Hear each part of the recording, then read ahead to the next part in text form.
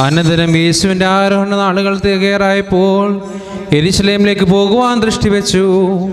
അവൻ തനിക്ക് മുമ്പായി ദൂതന്മാരെ അയച്ചു. അവർ പോയി അവന് സ്ഥലമൊരുക്കുവാൻ ശമര്യയുടെ ഗ്രാമത്തിൽ പ്രവേശിച്ചു. യെരൂശലേമിൽ പോകുവാനിരുന്നാൽ അവനെ അവർ സ്വീകരിച്ചില്ല. ഇത് കണ്ടപ്പോൾ ശിഷ്യന്മാരായ യാക്കോബും യോഹന്നാനും അവനോട്, കർത്താവേ, ഏലിയ ചെയ്തതുപോലെ ആകാശത്തിൽ നിന്ന് അഗ്നി ഇറങ്ങി ഇവരെ നശിപ്പിക്കണമെന്ന് ഞങ്ങൾ പറയുന്നത് നിനക്ക് ഇഷ്ടമോ എന്ന് ചോദിച്ചു.